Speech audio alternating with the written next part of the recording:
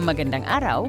Ngayon ay tatalakayin natin ang mga sanhi at epekto ng mga isyong pangkapaligiran sa Pilipinas. Ang kapaligiran ay mahalagang bahagi ng ating buhay dahil dito nanggagaling ang marami sa ating pangangailangan tulad ng pagkain, tubig at iba pang likas na yaman. Ngunit sa kasalukuyan, maraming suliraning pangkapaligiran ang kinakaharap ng ating bansa. Sa araling ito, inaasahang matutukoy natin ang mga pangunahing sanhi ng mga isyong pangkapaligiran. Maipaliliwanag ang mga epekto nito, makapagbibigay ng mga halimbawa at makabubuo ng cause-effect analysis chart. Bago tayo magsimula, pagmasdan natin ang mga larawan. Ano ang inyong napapansin? Nakikita natin ang baha, tambak na basura, pagkakalbo ng kagubatan at polusyon. Sa inyong palagay, ano ang sanhi ng mga ito? Ano naman ang mga epekto nito sa tao at sa kalikasan? Ang isyong pangkapaligiran ay tumutukoy sa mga suliraning nakaaapekto sa kalikasan at sa pamumuhay ng tao. Maaring dulot ito ng mga gawain ng tao, mga natural na pangyayari, at hindi wastong paggamit ng likas na yaman. May iba't ibang uri ng isyong pangkapaligiran.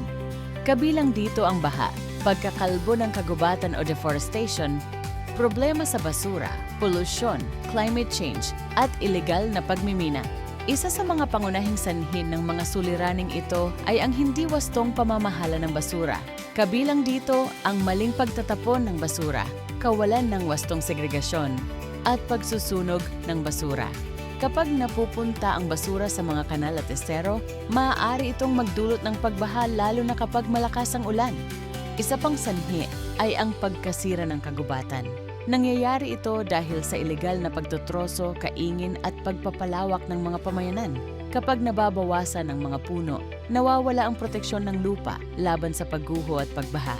Mahalaga ring pag-usapan ang polusyon at labis na paggamit ng likas na yaman. Ang usok mula sa mga sasakyan at pabrika ay nakadaragdag sa polusyon sa hangin. Samantala, ang ilegal na pagmimina at labis na paggamit ng likas na yaman ay nagdudulot ng pagkasira ng kalikasan. Dahil sa mga gawaing ito, maraming epekto ang nararanasan ng ating kapaligiran. Kabilang dito ang pagkasira ng ecosystem, pagkawala ng biodiversity o iba't ibang uri ng halaman at hayop, pagguho ng lupa, pagbaha at pag-init ng klima. Hindi lamang kalikasan ang naaapektuhan, kundi pati ang tao. Maaari itong magdulot ng iba't ibang sakit, paglikas ng mga pamilya mula sa kanilang tahanan, kakulangan sa pagkain at kakulangan sa malinis na tubig. May epekto rin ito sa ekonomiya. Kapag nagkaroon ng kalamidad o matinding pagkasira ng kapaligiran, nasisira ang mga infrastruktura tulad ng mga kalsada at tulay. Marami rin ang nawawalan ng hanap buhay, bumababa ang produksyon, at lumalaki ang gastusin ng pamahalaan para sa rehabilitasyon. Narito ang ilang halimbawa ng sanhi at epekto. Ang baha ay maaaring dulot ng baradong kanal at nagiging sanhi ng pagkasira ng mga bahay. Ang polusyon naman ay maaaring sanhi ng usok mula sa mga sasakyan at nagdudulot ng mga sakit sa paghinga. Samantala, ang deforestation o pagkakalbo ng kagubatan ay maaaring dulot ng ilegal na pagtutroso at nagiging sanhi ng pagguho ng lupa. Ngayon ay magkakaroon tayo ng gawain. Pumili ng isang isyong pangkapaligiran at puna ng cause-effect analysis chart.